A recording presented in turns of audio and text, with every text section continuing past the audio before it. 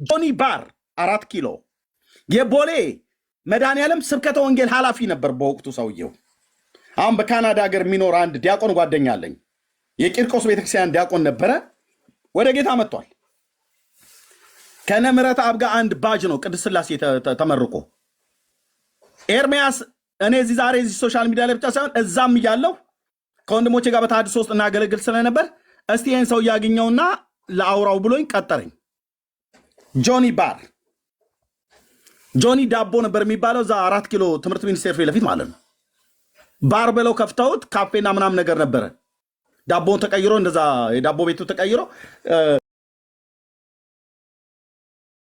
ስፕራይት እና ምናምን ማኪያቶ እየጠጣን ቁጭ ብለን እኔ እና ዲያቆን የካናዳ ያለው እና የስብከተ ወንጌሉ ኃላፊ መተቱን ወንድሞቼ እናቶቼ ቀኝ እጁ ላይ ነው ያሰራው። ቀኝ እጁ ላይ እጁም በፍጹም አያስጨብጥም። በፍጹም ማንም ሰው ጨብጦት አያውቅም። የሰራለትና ያሰራለት መተተኛ ከጨበጥክ ይረክስብሃል ተብሏል። ካሰራው አስማትና እኔ ላይ ካለው ከጌታ ኃይል የተነሳ ያይ ነበር። እጄን ሰጣሁት። ሰላም እግዚአብሔር ካንተ ጋር ይሁን፣ በጌታችን በኢየሱስ ክርስቶስም ሰላም አልኩትኝ። ከላይ ያለውን አንጓውን ነው የሰጠኝ፣ ክንዱ ማለት ነው። ሰዓት የምናስርበት አካባቢ የሰዓት ማሰሪያውን ነው የሰጠኝ። እንደዚህ አድርጎ መዳፉን አልሰጠኝም። ስንቱን ነው የምነግር ብራዘር። ግንባራቸው ላይ ግራና ቀኝ የተነቀሰ ሁሉ ጤነኛ እንዳይመስል ብራዘር። ያው ይቀብራሉ፣ ያስቀብራሉ። ምን ይሆን የተቀበረው?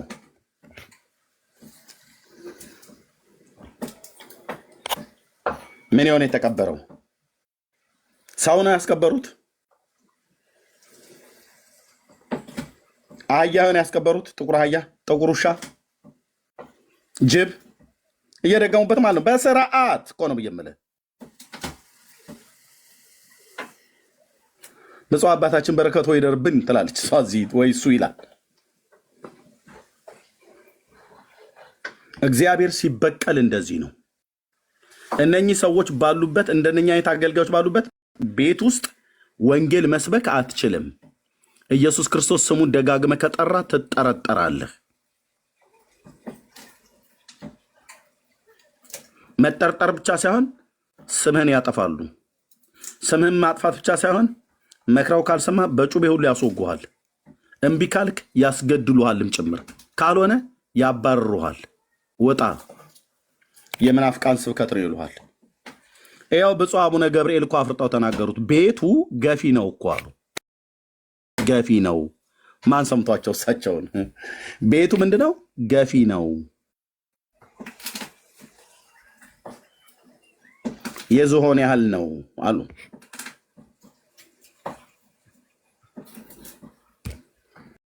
ያው ባለሞገሳም እስከ ሽበታቸው ድረስ ጌታን ያመለኩት ብለሽ ያልሽው አባትሽ ቀብር ያለው አስቀብር ያለው ያሉ ላውራ። አዎ ዳጊ ያለህ ወንድምነት ዳጊ ያበራል። ኔትወርክ ነው መሰለኝ። ያው አውሪ ቀደም ከሱ ጋር ስለጀመርሽ አውሪ። ወንድሜ ኤርሚ ሰላም ብያለሁ። ግን እንደው ከዛ በፊት ለቅዱስ አንድ ሐሳብ ልንገረው። ቅዱሴ ያልከው ይገባኛል ከምን አንጻር እንደሆነ፣ ግን እኔ ራሱ የዚህ ሰለባ ነኝና ችግር የለም እንዳታስወጣው። ባላምባራስ ቅዱሴ ባላምባራስ እንዳታስወጣው። አንተም ጋር ከገባ አስገባው።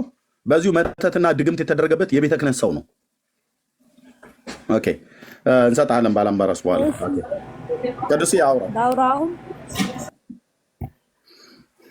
እሺ ቅዱሴ አውራ ባላምባራስን አውራው። እኔ ጥሩዬን አውራታለሁ። አንድ ደቂቃ ካለሁበት እስከወጣ ድምፅ እንዳይረብሻቸው። እሺ ባላምባራስ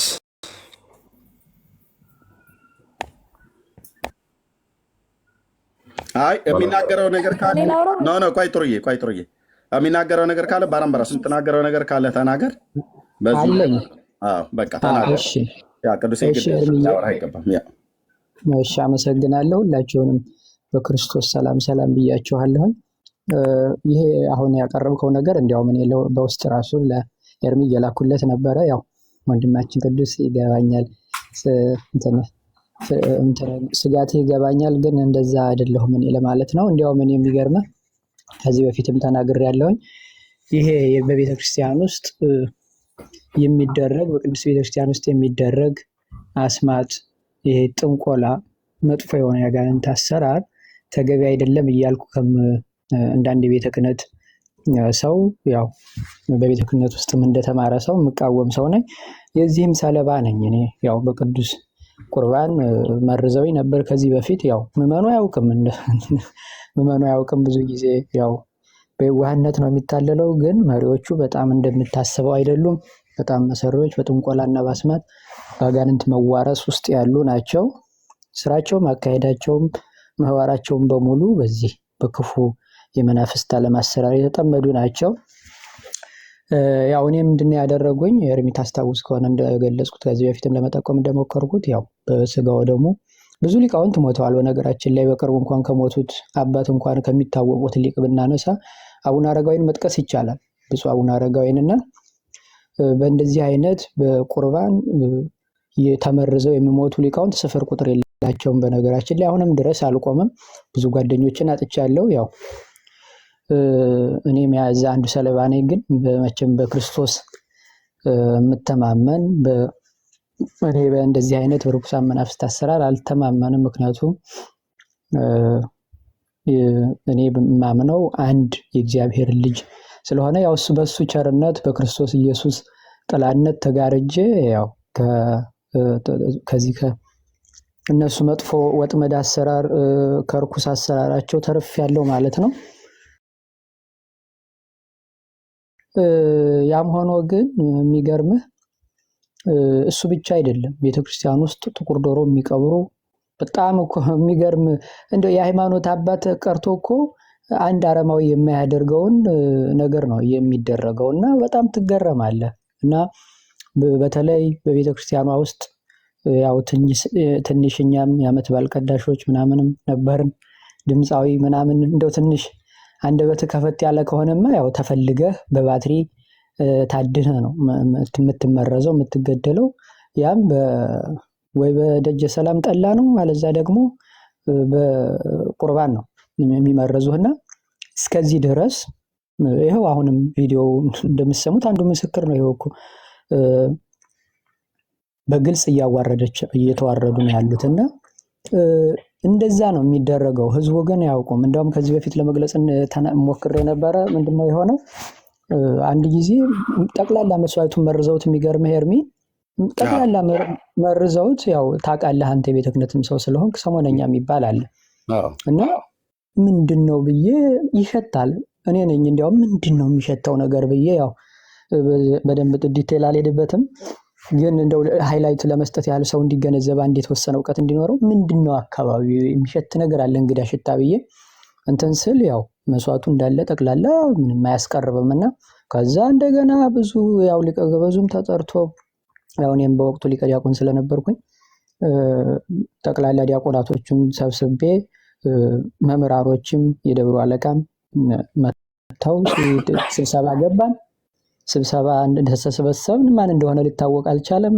ሁሉም ራሱን ደበቀ። መጨረሻ ላይ ግን ያው በጊዜ ሂደት ታወቀ። ሰውየው ያው ታገደ ከስራም እንትን ተባለ። ግን ኤኒዌይ ግን ምንድነው ያ መስዋዕት ያው አስወገድ ነው ተደፋ ምናምን። ያ ባይሆን ኖሮ ግን መላው ህዝቡ ከዛ በኋላ እኔ የሚገርም በጣም ከባድ ጥያቄ ተፈጠረብኝ ወደ ጭንቅላቴ። የሚገርም በጣም ከባድ ማለት ነው። ምንድነው ይሄ ነገር? አምልኮ እግዚአብሔርን የማምለክ ነገር ነው የተያዘው ወይስ ምንድነው? በዚህን ያክል መጠን ብዬ ትልቅ ኩዌሽን ማርክ ወደ ጭንቅላቴ መጣና ያ እኮ ቢሆን ኖሮ ኤርሚያስ የምነግር ነገር ያ ቢሆን ኖሮ ቢሳካለት ኖሮ የምትፈልገውን ሰው መቼም ማጥቃት እሺ ይሁን መች ግን ምንም የማያውቅ ምዕመኑን በሙሉ ሊመርዙ ማለት ነው በሚገርም ሁኔታ። እና እንደዛ አድርገው መስዋዕቱን ያው እኔ በወቅቱ ደርሼ ያው ለሚገባቸውን ሰዎች እንትን ብዬ ያው በጊዜው እግዚአብሔር በእኔ ላይ አድሮ እንትን ብሏል። ያ ሁሉ ምዕመን ተርፏል ማለት ይችላለሁ እንጂ በጠቅላላ ምዕመኑን በሙሉ ነበር ሊመርዙት የነበረው። እና እስከዚህ ድረስ የሚዳፈሩ ቤተክርስቲያን ውስጥ ዶሮ የሚቀብሩ በጣም የርኩስ የጨለማው ዓለም አሰራር የሚጠቀምባቸው በአጋንንት እና በርኩሳን መናፍስት የተሞሉ አባቶች ነው ያሉት ከጥቂቶች በስተቀር ሁሉንም ማለት አይደለም። በጣም በጣት የሚቆጠሩ ናቸው ካሉም ከተባሉ ሌላው ጥንቆላና ባስማት ነው። ያም ደግሞ የራሱ ጋኔን ነው አጣሞ የሚገለው። እኔ በዚህ በፍጹም የማላምን ስለሆንኩ በክርስቶስ ኢየሱስ የማዳን ስራ ላይ የተደገፍኩ አንድ ደካማ ባሪያ ነኝ። ያም ደግሞ አላሳፈረኝም። ጌታዬ ከነሱ ክፉ መንፈስ ወጥመድ አሰራር ሰውሮኛል ብዬ እንትን እላለሁ። በዚህም ጌታዬን አመሰግነዋለሁ። ይህንን ነው ማለት የምችለው። መርጌታ ራሱ ታች እንዳሉ መሪ እግዚአብሔር አምላክ ይባርክ። ኦኬ እግዚአብሔር ይቅር ብሎኛል እንጂ ለአቡነ እንድሪያስ አቃቤ ርዕስንና ግርማ ሞገስን ሰጥቻቸው ነበር። አሁን እየሰራላቸው ይመስለኛል አለ። እንግዲህ መርጌታን ታውቃቸዋለህ? ግን አንዱ የተባሉ እኮ ሰው ናቸው። እንዲያውቃቸዋለሁ በሚገባ እናወራለን እኮ እሳቸውን ቤት እየገባሁ ብዙ ጊዜ እናወራለን። ያው ስለምንተዋወቅ የትኛውንም ካህን እኮ ብታስገባ አሁን የምንን ነገር ሊዋሻ አሉ። ቆሞስ አባ ፋሬስ ስምታች አሉ። አዎ ማንም ሊዋሻ አይችልም። ከኔ ፊትም ደፍሮ አሁን ሊያወራ ሊከራከር አሁን ብታስገባው የትኛውንም ሊቅ ማንም ሀሳቤንም ሊሞግተም አይችልም። ሰው ተባበሩንና መርጌታን እናስገባቸው። እሺ መሪ አባ ፋሬስን የምናስገባቸው ኖ ቆሞስ አባ ፋሬስ ይምጡ። ቆሞስ ይምጡ። ላኩልኝ ገስት መርጌታ ይምጡ።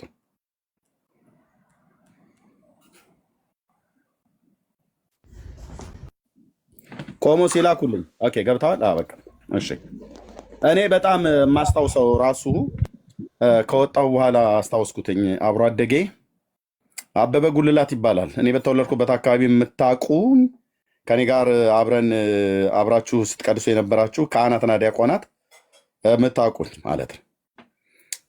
አበበ ጉልላት ይባላል። አንዴ ቆይ ጠብቁኝ።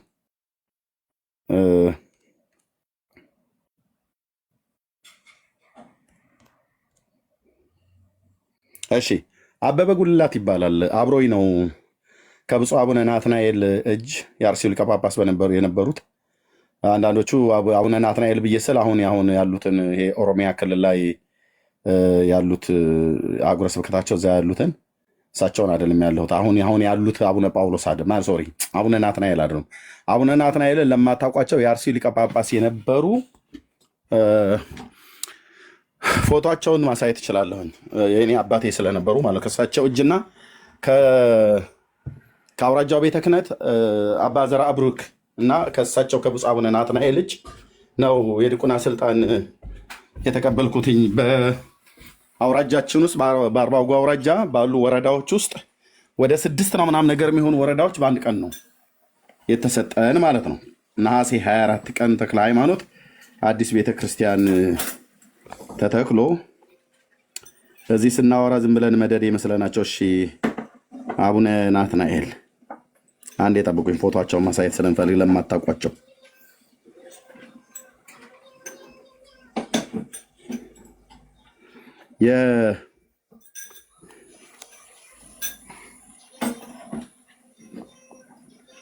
ኦኬ አቡነ ናትናኤል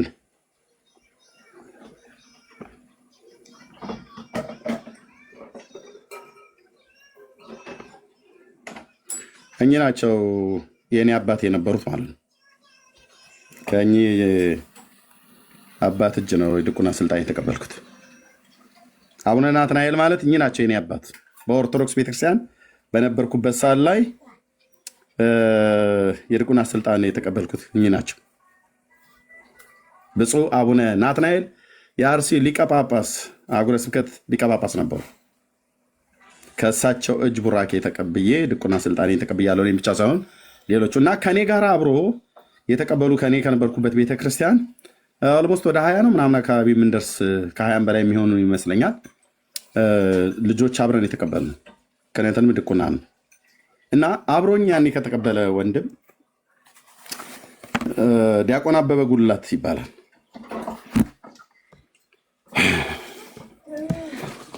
ጌታን ከተቀበልኩ በኋላ እኔ ኤርሚያስ ጴንጤ ሆነ የሚባል ወሬ ተሰምቶ አገር ቤት ተጠራሁኝና ተጠየቁ። አብረው በቀደሱ ካህናትና ዲያቆናት እንደዚሁም የደብሩ መርጌታ የነበረ እና ከአውራጃው ቤተ ክህነትም ጭምር መምህር ተጠርቶ ተጠየቅኩን። ለጠየቅኩት ጥያቄ አንዳቸውም የረባ መልስ የመለሱልኝ የለም። የአብርሃም አምላክ ምስክር ነው። አባቴን ቁጭ ብሏል፣ እናቴም ቁጭ ብለው ነው። በዛን ቀን ንስሐ አባታችን ሁሉ ጭምር ሳይቀር ሞተዋል። መምሬ አለሙ ማናዜ ይባላሉ።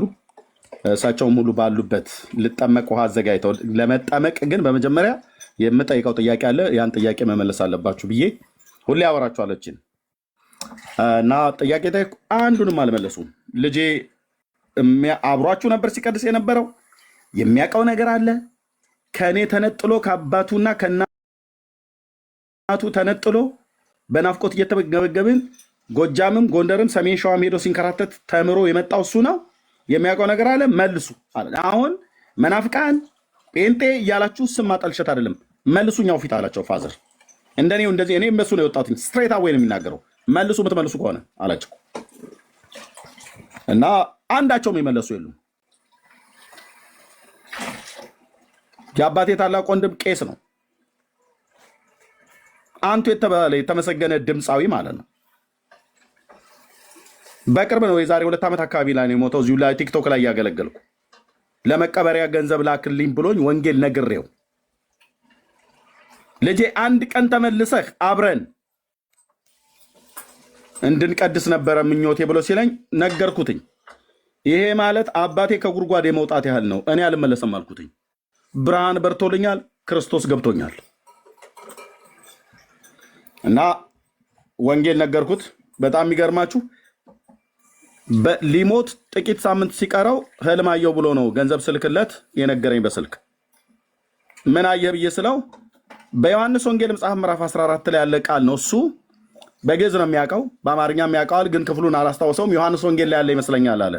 በእግዚአብሔር እመኑ በእኔም ደግሞ እመኑ ብሎ የሚል አንድ ነጭ ልብስ የለበሰ ሰው በህልም እያየሁትኝ ከርቀት ሆኖ ይናገረኛል አለ። በእግዚአብሔር እመኑ በእኔም ደግሞ እመኑ ብሎ እየተናገረኝ ሰማሁ አለ። አባቴ ታላቅ ወንድም አባቴ ብዬ የምለው ማለት ነው። እና ምን ተረዳህ አልኩትኝ። ይሄ ያናገረህ መልአክ ነው። ክፍሉን ታስታውሳለህ? ወንጌል ላይ ነው ያለው አይደል ልጅ አለኝ። አይኑ ሁሉ ማየት ተስኖት ነው የሞተው። አዎ የዮሐንስ ወንጌል መጽሐፍ ምዕራፍ 14 ላይ ያለው ቃል ነው አልኩትኝ። ልክ ነው አለኝ። ይሄ ማለት እኮ በክርስቶስ አላመንክም እያለህ ነው፣ እመን እያለህ ነው። ቄስ ሆነህ በክርስቶስ አላመንክም እመን እያለህ ነው አልኩት። ለብዙ ወራቶች ነግራቸዋለሁ፣ ለአባቴም ለአጎቴም የደም ዕዳ የለብኝም። ለእናቴም ለዘመዶቼ እህቶችና ወንድሞቼ በሙሉ አምልጠዋል። ለቤተሰቦቻችሁ ተነግሩ ከሆነ ንገሩ፣ ካላልነገሩ ከነ ፍልስፍናቸው ሲኦል ይገባሉ። የኤርሚያስ አባትና አጎት ስለሆኑ ልጅየው ሰባኪ ነውና አባትየው ላስገባው የሚባል ስራ የለም። በወልድ የሚያምን ከሆነ የዘላለም ሕይወት አለው። እማያምን ከሆነ በቃ ነግሬዋለሁ ለፋዘር። እና አብሮኝ ይቀድስ የነበረ በዚያን ቀን ነበሩ ካህናትና ዲያቆናት ሙሉ ጭምር ቁጭ ብለው ሰምተው ነበር። እና እኔ ያለኝ ወደ ከተማ እመጣለሁ እንዳንተ ነው መሆን የምፈልገው ኤርሚ ያለኝ። ቀይ ቆንጅዬ የሚያምር ወጣት አልኩ ወንድሜ፣ ድምፃዊ ወንድሜ ድምፁን ልኮልኝ ነበር። እንደው ቢኖር ፈልጌ እንደገና አሰማችኋለሁ አንድ ቀን ድምፁ ማለት ነው። የጥቅምት መድኃኔዓለም የአውራጃው ከተማ ላይ ክብረ በዓል ስላለ እዛ ሄዶ እንዲቀድስ ተጋበዘ። በጣም ድምፃዊ ነው። ቅዳሴ ቀድሶ ክብረ በዓሉን አክብሮ የሚበላውን በልቶ ጠጥቶ ሲመለስ ወደ ተቃጠለ ብሎ አለ። ቆይ አንዴ ቆይ ወንድሜ ደወለልኝ። ምናልባት ድምፁ ካለ እዚሁ አሰማችኋለሁ። ቅዳሴ ላይ በጣም እንበይ እየመጣ ስለሆነ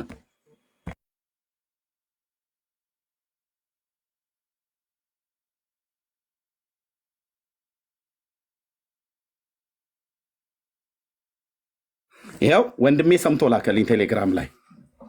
ወንድሜን በሉት በመድኃኒት ማለት ነው። አበበ ጉልላት ይባላል። አብሮ አደጌ ነው። ኦኬ እሺ።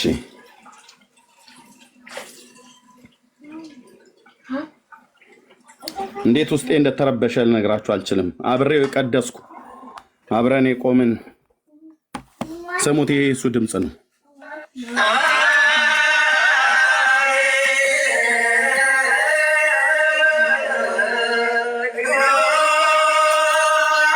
የእሱን ትሰሙታላችሁ። ቆይ አሁን የካህናቱ አብሮ ስላለ ነው።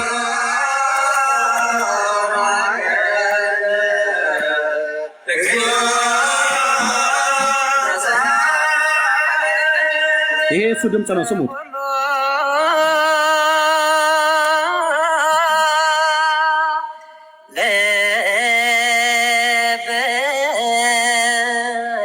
ወንድሜ በሉት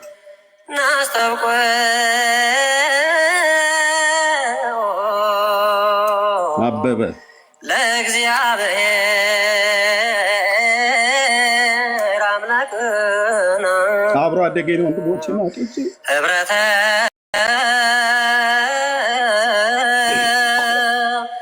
መንፈስ ቅዱስ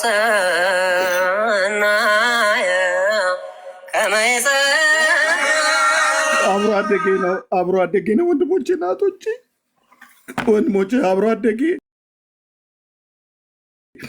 አብረን እኩል ቀን አንድ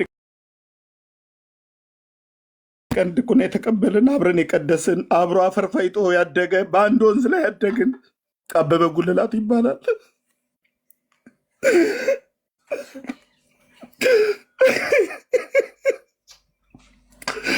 አብሮ አደጌ ነው። አብሮ አደጌ ነው።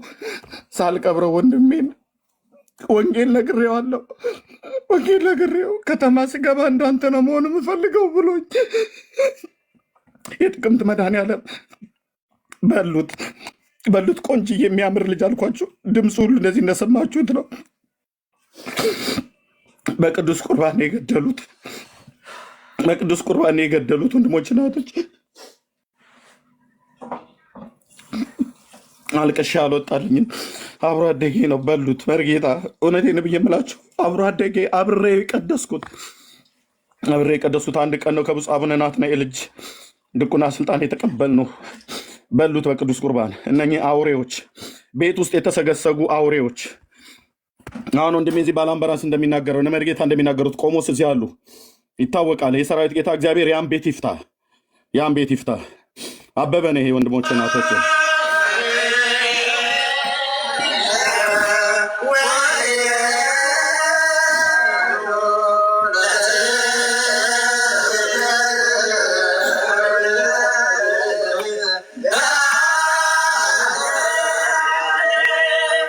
በክብርና በመስጋና አብሮ አደጌ ነው ወንድሞቼ ናቶቼ። በእምነት ገናነትን እናቀርብልሃለን። ይሄ የኔ ወንድም ነው። አብሮ አደጌ እናቀርብልሃለን። ከእርሱ ለሚቀበሉ ሁሉ ለተድላና ለደስታ። ቆይ ወንድሞች አንዴ ይቅርታ። እንዴት አይነት ድምፃዊ መሰላችሁ?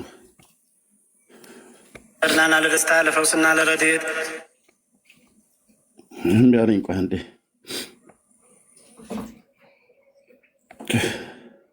ፈውስና ለረድኤት ስጋንም ለማደስ መንፈስንም ለማዳን ይሆን። አልቀበርኩትም ወንድሜን በሉት ለማዳን ይሆን ዘንድ ሁሉም በአንድነት በአንድ ቃል ያመሰግኑሃል ለዘላለሙ። ኖ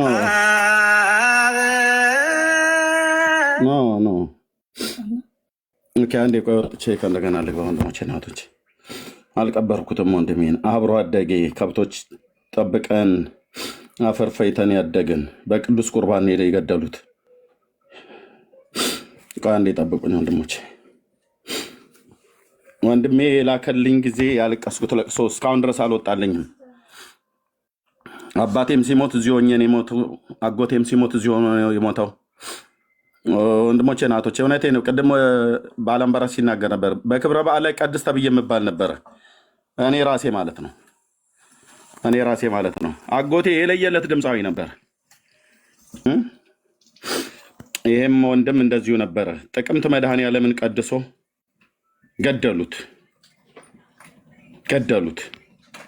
በድምፅ ከበለጥካቸው ይገሉሃል፣ በእውቀት ከበለጥካቸው ይገሉሃል። አረመኔ ሰዎች የተጠቀጠቁበት ቤት ነው። አበበ ጉልላት ይባላል። አንድ ቀበሌ ውስጥ አንድ ገበያ፣ አንድ ወፍጮ፣ አንድ ቤተክርስቲያን፣ አንድ ትምህርት ቤት፣ አንድ ወንዝ ጠጥተን ያደግነው። ወንድሜ እዚህ ስላለ እየሰማ ስለሆነ ወዲያው ላከልኝ፣ ደወለልኝ እዚሁ እያለው ማለት ቴንኪው ታናሽ ወንድሜ። ወደኋላ ልመለስ አለኝ አይደል ነው።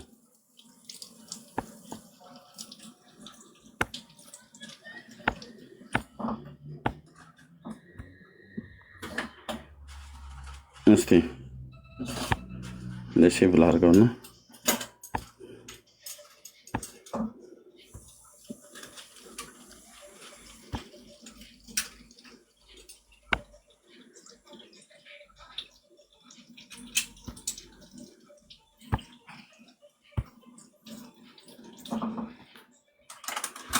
አንዴ ቆይ ወንድሞቼ ይቅርታ።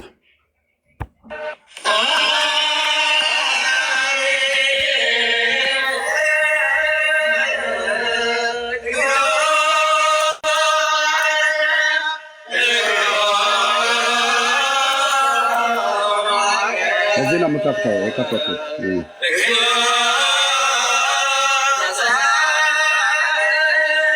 ይሄ እሱ ድምፅ ነው። ይሄ እሱ ድምፅ ነው።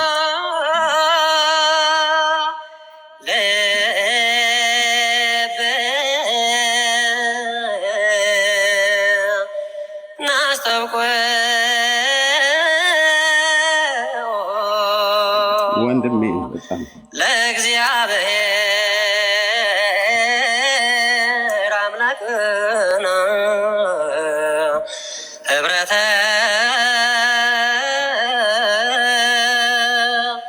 መንፈስ ቅዱስ ናየ ከመይፀ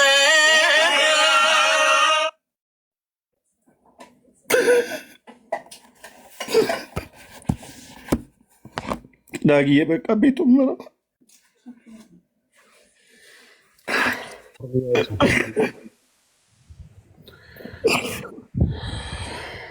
አብሮ አደጌ ነው ከሆነ ወንድሞች ቆሜ በቀብረው ደስ ባለኝ ነበር። አብሮ አደጌ ነው ወንድሞች። በዚህ ምክንያት የገደሉት በቅዱስ ቁርባን ጥቅምት መድኃኔዓለም ቀድሶ ይኸው ቅዳሴው ጥቅምት መድኃኔዓለም የቀደሰበት ማለት ነው። እኔ በሱ ድምፅ እሱ በእኔ ድምፅ ነበር እዛ በልጅነት ደስ ይላል እየተባባል የምንባባለው። በሉት እንዲህ አድርገው ማለት ነው። እነዚህ ከአጋንንት ጋር መተተኞች ይኸው የሰኔ 17 ስንክሳር ሁሉ ጭምር ሳይቀር የሚናገረው ነው። እዚያው አሉ በእውቀትም በእድሜም የሚበልጠን መርጌታ አንቱ የተባለ ይህንኑ አስማት መተት ድግምት ይሰራ ነበር። የሰራዊት ጌታ የእግዚአብሔር ልጅ ኢየሱስ ነው የፈታው። ይኸው እኚህ ቆሞስ አሉ እዚሁ። ይኸው ባላምባራስ አለ የቤተ ክህነት ሰው ነው። ዳጊ ቤቱ ምራ ቴንክ ጌታ በርታ ኤርሚ አይዞን። እሺ መሪጌታ እንኳን ደህና መጡ። እንደገና የኔታም እንኳን ተመለሱ። ጌታ ይባርካችሁ። እህታችን ጥሩዬን ብዙ አቆይተናታል። ከጥሩዬ ትንሽ ደቂቃ 1-2 ደቂቃ ጠብቄን መሪጌታ የሚሉት ነገር ካለ እድል ልስጣቸው። ፋሪስ የሚሉት ነገር ካለ ቢያንስ 2 ደቂቃ ውሰዱና ከዛ ጥሩዬ ስላቆየናት ወደ እሷ እንመለሳለን። ጌታ ይባርካችሁ። መልካም እሺ። በጣም ያሳዝናል። በጣም በእውነት አሳዛኝ ነው። እንደገና ድምፁና ደግሞ የድምፁ አወራረድ ደግሞ በደንብ ተምሮት ነው። አንዳንድ ጊዜኛ አሁን የተማረና ያልተማረ መሆኑን የሚታወቀው የድምፅ አወራረድ መለኪያ ያለው ራሱ መለኪያ ያለው ድምፁ ሲወርድ ማለት ነው። የሚወርድና የሚወጣ እንደዚህ ነገር መካከል ላይ የሚደረግ ነገር አለና በጣም ድምፃዊ የነበረ ሰው ነው። በጣም ያሳዝናል። ሌላው በጣም የሚያሳዝነው ደግሞ እንደዚህ የሚደረጉ ነገሮች ምንድነው አንዳንዱ ለመፈተን ተብሎ የሚደረግ ነገር አለ። እኔ በጣም የሚያሳዝነኝ በህይወቴ የሚያሳዝነኝ ለመፈተን ተብሎ ሰው የሚገደልበትን እሱ በጣም አሁን ለምሳሌ አንድ መስተፋቅር አንድን መስተፋቅር ይሰራል ወይስ አይሰራም የሚለውን ለማወቅ በሆነች አጠገባቸው ባለችው ሴት ነው የሚፈትኑት። መስራቱን አለመስራቱን ለማረጋገጥ ነው። ከዛ ከሰራ በኋላ ገቢር አለው። ገቢሩ ምንድነው? ገቢር ማለት መፍቻ ማለት ነው። መፍቻ ደግሞ አለው። ማሰሪያ አለው፣ መፍቻም አለው።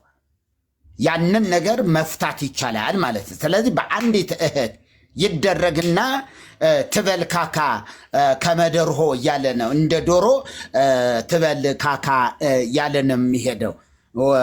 ወከመ አድግ ድምፅ ሰማሁ ነው አይደለም? እሺ እና እንደዚህ እንዲህ ትሁን፣ እንደ አህያ ትጩህ፣ እንደ ዶሮ ትጩህ፣ እንደዚህ እንደ እገሌ ትጩህ እያለ የሚሄድ ነገር ነው። እና አንበሳን አሁን ነው ያየሁት። አንበሳ ሴት እሱ ጋር እንደምትሽከረከረ እዛ ድግምቱ ላይ መኖርን ነው የማውቀው። እንዲሁ በተግባር እንደዚህ መሆኑን እንስሳት ላይ እንደዚህ አይነት ነገር አናቅም ነበርና እንደዛ ትሁን እያለ ነው የሚደግመው። ከዛ ልክ እንደዛው ከሆነች ምን ሆነ ማለት ነው? በቃ ሰርቷል። ከዛ ይፈታዋል።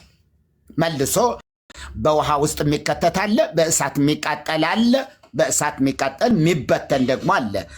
ምናልባት ስሟ ሁሉም ደግሞ አብዛኛው የሚሰራው ደግሞ በጣም የሚገርማችሁ በክርስትና ስም ነው። በክርስትና ስም ነው። በክርስትና ስም ከሆነ አይምሬ ነው፣ አይምርም፣ በቀጥታ ይሰራል ማለት ነው። የክርስትና ስም ነው ተፈልጎ የማይገኘው እና በዛ ነው የሚደረገው። ስለዚህ ሰውን ለመግደል ደግሞ የሚገርማችሁ መመለሻ የሌለው መሆኑ ነው። ሰውን ለመግደል ግን መመለሻ የለው። በቃ ይሞታል፣ አለቀ። ይሄ የቡዳ ነው መመለሻ ያለው። በቡዳ የሚበላለ እስከ 3 ቀን ገድሎት ይቆያል፣ እስከ 3 ቀን።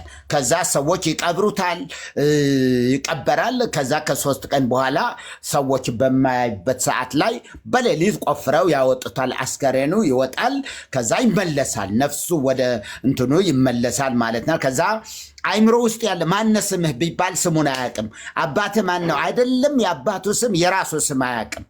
የራሱ ስምን አያውቅም። ያ ነው ያ እንትን ይላል፣ ይመለሳል።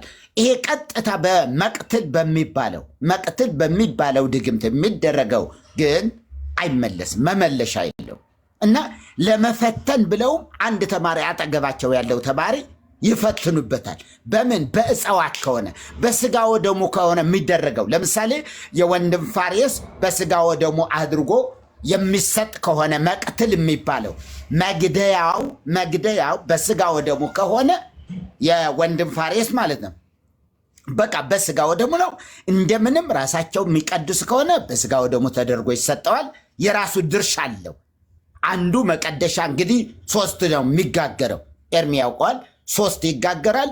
ከ3ቱ አንዱ መቀደሻ ነው። አንደኛው አብ ነው፣ አንደኛው መንፈስ ቅዱስ ሆነው 3ቱም ይበላሉ። ብቻ እሱ ሌላ ጊዜ እንትን በሉት። ግን ከዚያ መቀደሻው ላይ ተቆርጦ የራሱ የሆነ አቆራረስ አለው።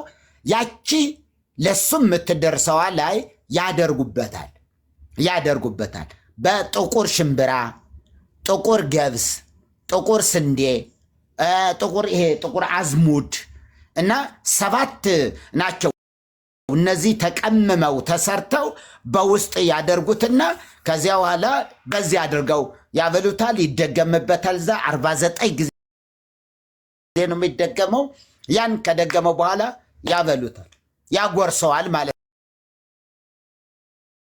ነው። ቄሱ እንደዚህ አድርጎ ያጎርሰዋል። በምን? በስጋ ወደሙ የዘላለም ሕይወት ይገኝበታል በሚባለው ነገር ላይ ስንት ባለሀብቶችም ይሞታሉ። ዝም ብለው የሚሞተው ህዝብ ቀላል እንዳይመስላችሁ። እገሌን ግደልልኝ። በምን? መግደል ቢያቅተው አብሮ መብላት አብሮ መጠጣት የማይችል ከሆነ እንደዚህ ባለ ብቻ አገዳደሉ ልዩ ነው። ግን ለመፈተኛ ተብሎ ግን ተማሪ የቆሎ ተማሪ አሁን እዛው እንዳለ አንዱ ይሞታል። በቃ እንግዲህ ማን እንደደገመበት አይታወቅም። በቃ ለመፈተኛ እንግዲህ ገደሉት ማለት ነው ብለን እናለቅሳለን። በጣም ሁላችንም እናለቅሳለን። ያደረገም ቢሆን እሱ እንዳይጠረጠር አብሮ ያለቅሳል። አብሮን የሚያለቅሰው እሱ ምን ያድርግ? ይጠረጠራል፣ ይደግማል። አዋቂ ነው እሱም። ሆሳዕና አለው ከተባለ ሆሳዕና ነው የሚባለው። ስሙ ራሱ ሆሳዕና። አዋገሌ ሆሳዕና ያውቃሉ ይባልና እሱ ጋር መከታተል ነው። እና ለመፈተኛ ተብሎም እንደዚህ ይደረጋል። ግን ደግሞ በስጋ ወደሙ ከታች ወንድም ባላምባራስም እንዳለው በስጋ ወደሙ ስንቶቹ ያበዷሉ። በስጋ ወደሙ ድምፃቸው የሚወሰድባቸው ደግሞ አሉ። ድምፅ መውሰጃ ደግሞ አለ። ድምፅን ሙልጭ አድርጎ ይወስዳል። መሪጌታ እሱ እኔ ላይ ቆይቼ ነው የጠረጠርኩትኝ። መሪ የሚገርም ማህሌተ ጽጌ ነበረ ከዚህ ከመስከረም 26 እስከ ህዳር 6 ያለው እስከ ህዳር 6 ቁስቋም እና በዛን የማህሌተ ጽጌ ጊዜ ነው እና አንድ ቀን ደጀ ሰላም ውስጥ ብዙ ጊዜ ገብተን እንጠጣለን። አንድ ቀን ግን የጠጣሁት ጠላ በጣም እንደዛ አይነት ሬት ነው የሆነብኝ። ለማናችንም የተቀዳልን ጠላ ነው የቀዳልኝ። በወቅቱ ያስተናግደ የነበረው እንደ ሊቀ ዲያቆን ሆኖ ያስተናግደ የነበረው ሰው እዛው አብሮ አደጌ ነው። በፍጹም አልጠረጠርኩትም። እና ድምፄ ላይ ከዛን ቀን ጀምሮ እንትን መንቀጥቀጥ አመጣ። ድምፄ ጉሮሮዬ ላይ ማለት ነው ይወሰዳል። መንቀጥቀጥ አመጣ። እኔን ያስተማረኝ እኔን በመጀመሪያ አትብ ገጼ ብሎ ያስተማረኝ የመንዝ አገር ተወላጅ መርጌታ ብርሃን የሚባል ሰው ነው እና ከሱ ጋር ግንኙነት ኖሮት ያው አስማተኛ ነው ሲባል አውቃለሁ። ብዙ ጊዜ ይጠነቁላል። ግን እሱ ጋር ነው የተማርኩት። ድቁናን እሱ ጋር ነው የተማርኩት። እዛው በነበርንበት ቀበሌ ውስጥ ነው። እኔና ያጎቴ ልጅ አንድ ሌላ ቄስ ልጅ እና 4 ነን 5 ነን እሱ ጋር የተማርነው። ሌሎቹ አንድ የቡልጋ ሀገር ተወላጅ የሆኑ መምሬ ማነው አባ ገብሬ የሚባሉ እሳቸው ጋር ነው ብዙዎቹ የተማሩት። እና የአንድ ቀን ግን ለእናቴና ለአባቴ ወንድሜ ብዙ እየሰማ ነው ማናቸውንም ነገር ያለቅ የዛን ቀን የጠጣሁት ማህሌተ ጽጌ ቆመን በተለይ አንደኛዋን ቀን የጠጣሁት ጠላ ተቀርቶልኝ የጠጣሁት ጠላ እንደዛ አይነት ግራዋ የሚባል ነገር ታውቁ ከሆነ የግራዋ ምሬት ያህል ያለው። ከዛን ቀን ጀምሮ ድምፄ ላይ እንትን አለብኝ። ምንድን ነው ይሄ መንቀጥቀጥ ምናምን ነገር ማለት ነው። ልክ ጌታን ስቀበል ነው ነፃ የሆንኩት። እና ጠንበለልና ጥንጅት ይሰራሉ ማለት ነው። አዎ የጠንበለልና ጥንጅት የምትባላለች እሾህ ያላት ነጭ ቅጠል ያላት ጠንበለል እና ጠንበለልና ጥንጅት እነሱ ቅጠላቸውን እንትን አድርገው ከዛ 7 ጊዜ ደግሞ እዛ ሲያስቀምጥበት ይወሰዳል። ድምፁ ሙሉ በሙሉ ነው የሚወሰድ። በቃ ከዛ በኋላ ፈልጎ አያገኘውም። ውስጡ እንትን ይላል። ጥማቱ አለው ምን አለው፣ ግን በቃ የጅብ ጮኸት እስኪመስል ድረስ ፈልጎ አያገኘው። እንደዚህ አይነት ድምፅ የሚወሰድበት አለ። ለድምፅ እያሉ የሚያሳብዷቸዋል። ካበደ ደግሞ ሙሉ በሙሉ 100% ማለት ነው ድምፁ ወደዛኛው ይወሰዳል። ልክ እንደ የትምህርት የሚባል አለ አይደለ? የጎበዝ ተማሪ ደብተር ይዘና ነው የሚባል መቼም ታውቃላችሁ። የጎበዝ ተማሪ በክፍል ውስጥ ያለ ጎበዝ ተማሪ ካለ ደብተሩን ወይም እስክርቢቶውን ይዘና ነው የምንለው የነበረ። አምጣ እንለዋለን፣ ከዛ ያመጣል። ከዚያ በኋላ የሰነፉ ተማሪ ደብተር ጎበዙ ተማሪ ውስጥ ይከተታል። የጎበዙ ተማሪ ደብተር ላይ ወደ ውስጥ በውስጥ እንደዚህ ይከተትና እዛው ላይ ይደገምበታል። ከዛ የጎበዙ ተማሪ እውቀት በቀጥታ ወደ በደብተሩ አማካይነት ያስተላልፍበታል። ከዛ ያኛው ጥናትም ያስጠላዋል፣ ትምህርት ቤትም ያስጠላዋል። በቃ እንዲሁ ጥልት ያጀግና የተባለ የት ይደርሳል የሚባልለት ሰው የት ይደርስ ይሆን የሚባልለት እጅግ ፈጣን አንባቢ ምናምን የነበረ ሰው ወዲያውን በዚህ እንትን ያደርጉታል። እና ይሄ የቤተ ክህነት ትምህርት ነው። ይሄ የእስልምና አይደለም። ይሄ በእስልምና ላይ አለ። ሌላ አረብኛ ነው፣ አሳያቸዋለሁ። እንትኑን የካቶሊክም አይደለም የወንጌላውያኑም አይደለም። የለም እዛ ጋ። እዚህ ግን ጥበብ ተብሎ ጥበብ በሚል ስም ተሰግስጎ ይኸው ራሳቸው እርስ በርሳቸው እንኳ አብረው መብላት ማይችሏሉ። አሁን እንድሪያስ ላይ አንድ ሰው በእጁ አይጨብጣቸው፣ አንድ ሰው ሰላም አይላቸው፣ አንድ ሰው እቤታቸው አይገባም፣ እቤታቸው አንድ ሰው አይገባት። በቃ እንደዚህ ሲሄዱ ወዲህ እያዩ ነው። ልብሳቸው እንትን ያለባቸው ይመስላቸዋል። ይሄ ልብሴን ነካኝ፣ በቃ እንደዚህ ወይኔ በሱዳን ሽቶ አድርጎብኛል መሰለኝ፣ ሰውነቴ ያንቀጠቅጠኛል ምናምን ብዙ ነገር በቃ ይሉኛል። አንድ የእሳቸው አጎቱ ናቸው እሳቸውና ከሱ ጋር አብረን ስንሄድ እኛ የምናቀርብላቸው ምግብ ብቻ ነበር የሚበሉ ጠቅላይ ቤተ ክህነት ማለት ነው። ያ ከዛ ውጭ ምግብ የምትባል አይበሉም። ሴትም ትሁን ወንድም ይሁን አያምኑም። እስካሁን ድረስ አይበሉም። የሰው ምግብ አይበሉም። አሁን እንድረስ በቃ እንዲህ እንደፈሩ እንትን እንዳሉ ናቸው። ያኛው ይሄኛውም ቢሆን ተጋልጠው ስንቶቹ ሽምግልና ልከው ሽምግልና የላከው አሁን ስላልሰራልህ ነው ወይስ ምንድን ነው ብለዋቸዋል። እና አቡነ ገብርኤል እና አቡነ ሕዝቅኤል ናቸው በሽምግልና የተላኩ። አቡነ መልከ ጼዴቅ የጉራጌ ሀገረ ስብከት ሊቀ ጳጳስ፣ አቡነ ገብርኤል ደግሞ ዶክተሩ ዝዋይ ሀገረ ስብከት ሊቀ ጳጳስ ነው። እነዚህ አቡነ መርሃ እምቢ ያሏቸው ታውቃቸዋለህ። አቡነ መርሃ በጣም ትልቅ የተሐድሶ ንቅናቄ ያደረጉ አባት ናቸው። በጣም ትልቅ እና በዚህ ስውር የሆነ ማህበር አለ ደቂቀ ኦርቶዶክስ የሚባል አሁንም አለ። ካህናት ጋር ብቻ ነው። አንድ ለአንድ ነው አገልግሎቱ፣ አንድ ለአንድ ነው። ለሁለት አይፈቀድም። እስከ አሁን ድረስ ማህበሩ አለ 72 ዓመተ ምህረት እንደተቋቋመ እስከ አሁን ድረስ አንድ በአንድ ይሄ ማህበር ነው። አማራና ሃይማኖቱ የሚለው ይሄ መጽሐፍም ቅድም ያሳየኋቸው እሱንም ያሳተመው ይሄው ማህበር ነው።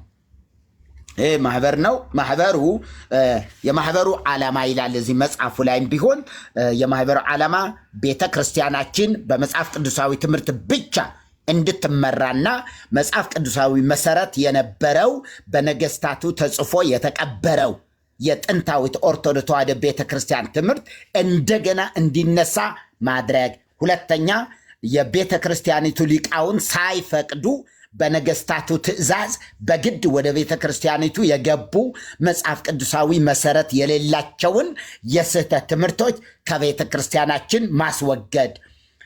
ሶስተኛ መጽሐፍ ቅዱሳዊ መሰረት ያላቸውን የጥንታዊት ቤተ ክርስቲያናችን ትምህርቶችንና ጠቃሚ ስርዓተ አምልኮችን መጠበቅና ለትውልድ እንዲተላለፍ ማድረግ።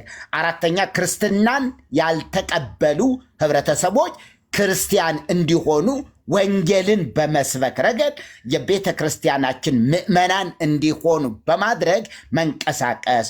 አምስተኛ የስነ ምግባር ብልሽትና ውንብድናን ከቤተ ክርስቲያናችን ማስወገድ፣ ልክ እንደ አሁን ማስወገድ። ስድስተኛ በሃይማኖትና በዘረኝነት የሚከሰቱ ጽንፈኝነቶችንና ጥላቻዎችን በቤተ ክርስቲያናችን በሌሎች ሃይማኖቶች እና ብሔረሰቦች ዘንድ ስር እንዳይሰዱ መከላከልና እንዲወገዱ ማድረግ። ሰባተኛ የቤተ ክርስቲያኒቱ መሪዎች ያለ አግባብ ከቤተ ክርስቲያን ከተባረሩና ከውስጥ ሆነው የቤተ ክርስቲያኒቱ ችግር እንዲፈታ ከሚፈልጉ የቤተ ክርስቲያኒቱ ልጆች ጋር ለመወያየትና መፍትሄ ለማምጣት የውይይት መድረኮችን እንዲከፍቱ ጥያቄ ማቅረብ፣ ወደ ውይይት የሚመጡ ሁኔታዎችን ማመቻቸት ምናምን የሚሉ እነዚህ 7 መግለጫዎች ራሱ እዚህ አለ ማለት ነው። ለዚህ 2000 ዓመተ ምህረት አቡነ ጳውሎስ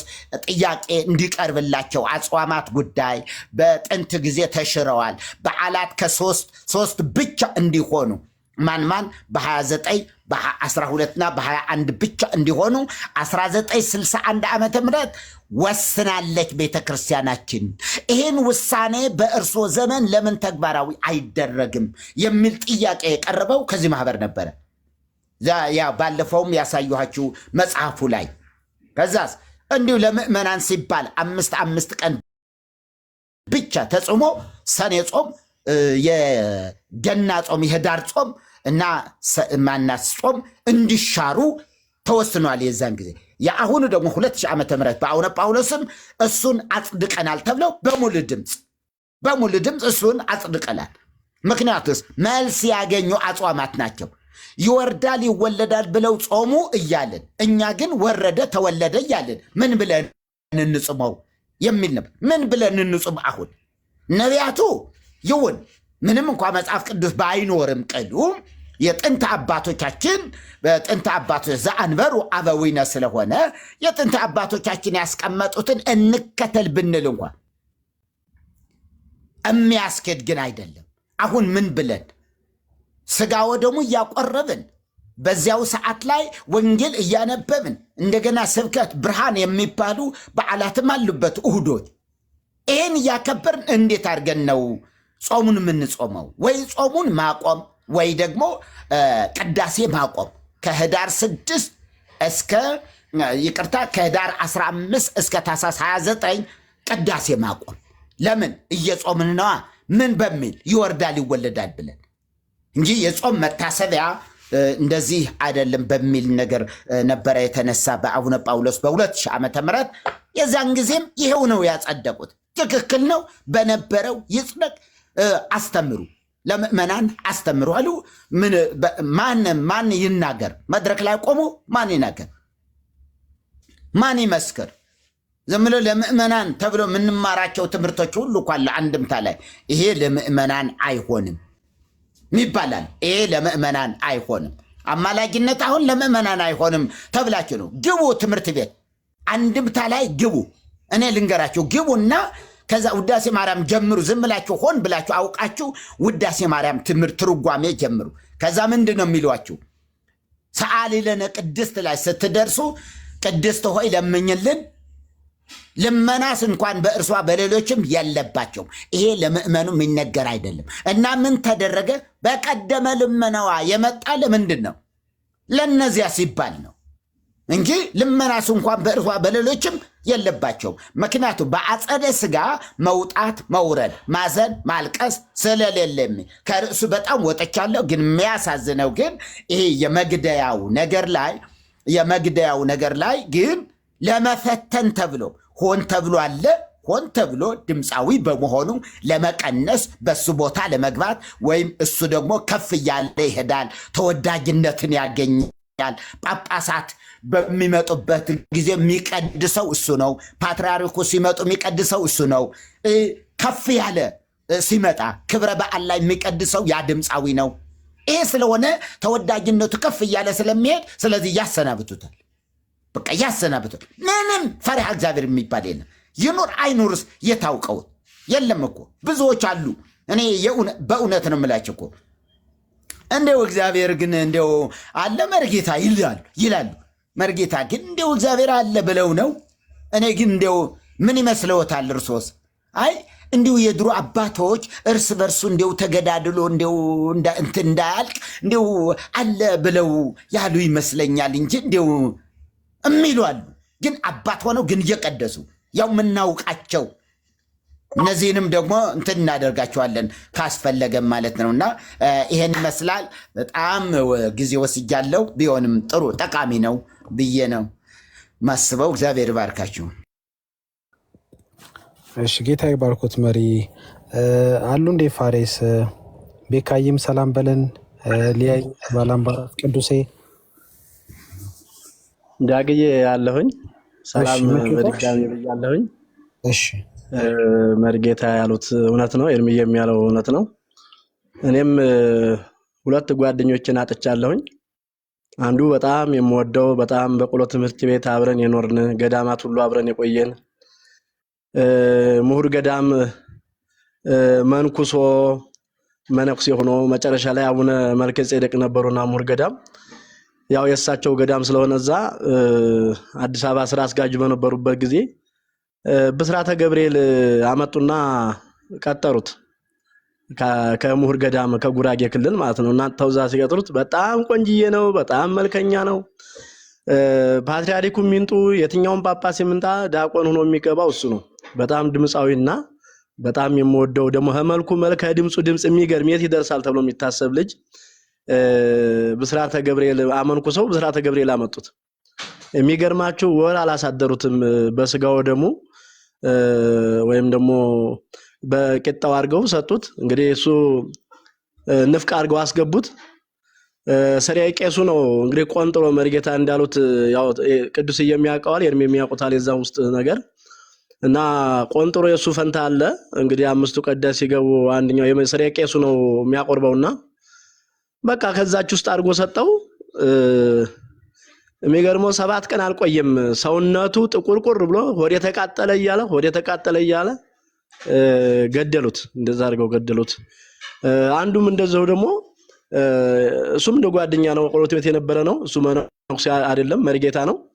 እዚሁ ተክለ ሃይማኖትን የገባው አዲስ አበባ ተክለ ሃይማኖትና በጣም ድምፃዊ ነው። ቅኔ ማለት ያው መጀመሪያ እንትን ወረብ ሲሆን የሚሰጠው ለሱ ነው። ድምፃዊ ስለሆነ ሁሉ ሰው ለማየት እሱን ይጓጓል እዛ ወረብ ውስጥ። እሱንም እንደዚህ አድርገው ግባ ግባ ብለው ቅዳሴ ያስገቡት። የሚገርመው ማለት ነው የማይገባው መርጌታ ግባ ግባ አሉት። አስገብተው ልክ እንደዛው በዲቁና ነው የገባው። እንደዛ አድርገው ሰጡት እሱንም ማለት ነው። እንደዛ አድርገው እሱንም ጸበል ተንከራቶ ፊቱ ሰውነቱ ተቀይሮ ጥቁርቁር ብሎ ካፎ ሳይቀር እባብ ነገር እንደ እንሽላሊት እየወጣ ገደሉትና እዛ ቤት ምን የሌለ ነገር አለ በእውነት። አንዳንዴ ያው ስለምናቀው ነው አንዳንዱ ሰው አይገባውም፣ መመኑ አይገባውም። እዚህ ተክለ ሃይማኖቱ ብቻ እኮ በአንድ ዓመት 12 መሪጌታ ነው የተገዳደለው። 12 መሪጌታ እርስ በርስ በጥላ ወጊ ማለት ነው። አንዱን ወግ የጎንደሩ ጎጃምን ይገላል፣ የጎጃሙ እንትናን ይገላል። እርስ በርስ እንዴት ተደራረጉ በጥላ ወጊ። በአንድ ዓመት እዚህ 2005 ላይ 12 መሪጌታ ነው የሞተው፣ ዓመት ሳይሞላ ማለት ነው በጥላ ወጊ እርስ በርስ። እንዴት በጣም የሚገርም ነው። እኔ ራሴ ፈትነውኛል። እኔ ራሴ እዛ አርባ ምንጭ ደብረ ጽዮን ገዳም የምትባል ነበረች። እዛ አለቃ ሆኜ እዛ ገዳም መነኮሳት አሉ፣ መምህራን አሉ።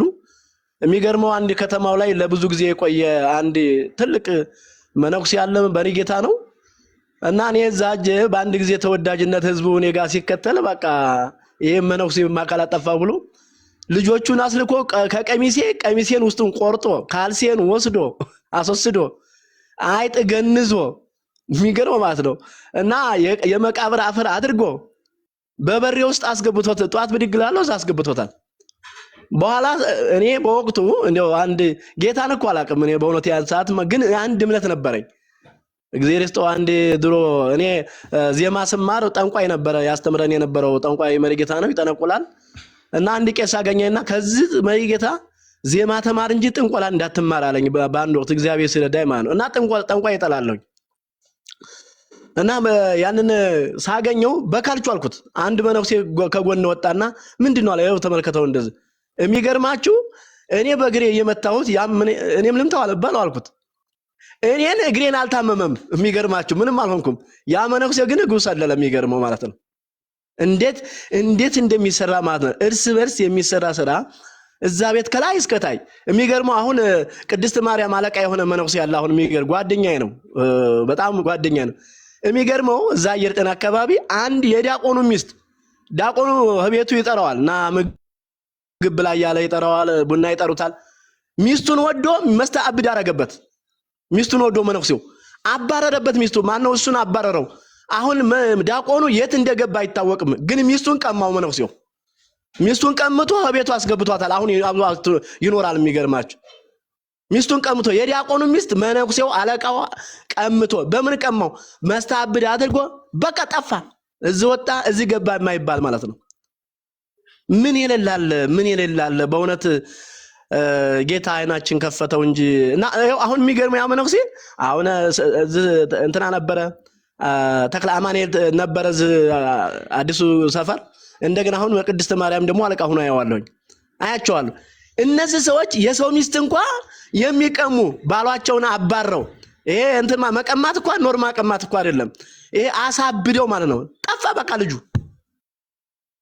እና ምን የሌላለ እና ኤርሚያስ ያለቅስ እኔ ያለቀስኩ ነበረ። ያን በጣም ወደው መነኩሴ በቃ እንዴት ያለ ድምፃዊ ፊቱን ጥቁርቁር አድርገው ክስልስል አድርገው ሆዴ ተቃጠለ እያለ የሞተው በቃ ያስለቅሰኛል ሁሉ ጊዜና ምን ያልሆናል ምን የማይደረግ ነገር አለ። በዚህ እንግዲህ መሪጌታ እንዳሉት እንግዲህ የዘላለም መውረሻ በሚባለው እኛ እኮ ለዚህ ነው ኖርማል ነው የምንለው። ለዚህ ነው እንዴ በዚህ እየተጠቀሙበት በዚህ በስጋው ደግሞ እንደ ብዙ ባለሀብት እኮ በዚህ በቄሱ አማካኝነት እኮ የሚሞት ብዙ አለ። እውነት ነው እና የለም ለላችሁ ፈልጌ ነው። በጣም ነው ውስጤን ነው ቀሰቀሰኝ ኤርሚ ጓደኛው እንደዚህ እኔም ጓደኛዬን ስላጣሁኝ በዚህ ነው ያጣሁት። እኛንም ሊገሉን ነበር፣ ግን ጌታ ተረፈን፣ ጌታ ረዳን እንጂ ብዙ ጉድ አለ። ብዙ ገና ብዙ አውርተን ማንጨርሰው ብዙ ጉድ አለ ወንድሞቼ፣ ብዙ ጉድ አለ። እንደው ይቆየን። ተባረኩልኝ። ተባረኩ የኔታ በጣም ጌታ ይባርኮት። እንግዲህ ይሄ ሁሉ የሚነግረን እውነትም ጳጳሱ እንዳሉት ጨለማ ውስጥ ብቻ ሳይሆን ድቅድቅ ጨለማ ውስጥ ነን ብለዋል። እውነታቸውን ነው ማለት ነው። እነዚህ ሁሉ መረጃዎች እንግዲህ በህይወት ያሉ ሰዎች መሰከሩት ምስክርነቱን የሰማነው። ቤካይ ሰላም በለንና ወደ ጥሩዬ እንሂድ። ጥሩዬን በጣም አቆይተናታል። ቤካይ አለ? እሺ እሺ። ቤካይ ሰላም በለን አለ? የዳጊዮ ወንድሞች አባቶች ስላሉ እኔ ብዙም እንትን አለም፣ ግን ሁላችሁንም ሰላም ብያለሁ። መሪ ስላገኘሁት ደስ ብሎኛል። ሀሪስ፣ ቅዱስዬ፣ ሊያየ ሁላችሁንም ዳጊ ዋዬ ተባረኩ። በጣም ነው የምወዳችሁ። ከስራ ያላችሁ ሁላችሁንም ከእግዚአብሔር ከአባታችን ከጌታም ከኢየሱስ ክርስቶስ ጸጋና ሰላም ለእናንተ ይሁን። ግን መልእክት አለኝ። መልእክቴ ምንድን ነው? ቄስ ጎረቤት ካላችሁ ልጆቻችሁን ጠብቁ። ልጆቻችሁን አርቃችሁ ያዙ። ሊፈጠር የሚችለው ነገር ስለማይታወቅ ማለት ነው። እና ቴዳው ላይ እንደሚለው ራሳችሁን ከኦርቶዶክስ እና ከኦርቶዶክስ ከመሰሉ ነገሮች ጠብቁ። ወዳችኋለሁ። ቄሶች በማይደርሱበት ህፃናትን አስቀምጡ እያለ ነው። ደብተራቸውን ቆጠሩ። ደግሞ ደብተራቸውን እየቆጠራችሁ የረሱት ምን ያሉት የወሰደባቸው ካለ ጥሩዬ ጌታ ይባርክሽ። ረጅም ሰዓት አስጠብቀንሻል። ቅዱስዬ እስኪ የእኛ ጨጓራ ትንሽ ሳስቷል በጥሩዬ ሁኔታ። ሰው አሁን እኔ ላውራ አይደል ማለት በጣም ረጅም ሰዓት በጣም በጨዋ መልክ ምናምን አዳምጫችኋለሁ። ጥሩዬ አሁን የአንቺ ጊዜ ነው። ምንም የአንቺ ጊዜ ነው። አመሰግናለሁ። ቅዱሴ ጋር ነው የምታወራው። ማንም ሰው ሳልጨርስ አንድም ሰው እንዳያወራ። አሁን ልንገርሽ። ቆይ ጥሩዬ አሁን በደንብ ኃይልሽን አሰባሽለሽ እንግዲህ ተደጋጋሚ ወሬ እንዳናወራ አሁን ምንም የቀረ ነገር የለም። አሁን አምነሽ ሰምቻለሁ። በእውነት የሚገርም ዳጊዬ የሰማኋቸውን ነገሮች ባልሰማቸው ደስ ባሉ እና አሁን ግን ሳወራ ያው አዳምጡኝ። እኔ ይኸውና እንግዲህ ከሜሪ ጌታ አንስቶ ከፓስተር ሁላችሁም ይኸውና እንግዲህ አዳምጫችኋለሁ። እኔ ደግሞ አሁን አዳምጡኝ። ኦኬ። ግን ቆይ ጥሩዬ አሁን አንቺ የጀመርነው ነገር አለ፣ በእሱ ነው የምትቀጠሉት ከቅዱስ ጋር። ሌሎች ሀሳቦች ብዙ ሀሳቦችም ተነስተዋል። ዳጊ መውጣት አትችልም። እኔ ሳልጨርስ አዳምጠኝ። እኔ እወጣለሁ አላልኩም። ቢኮዝ አስብ ማለት ዳኒ አልቻለኝም፣ ኤርሚ አልቻለኝም። አሁን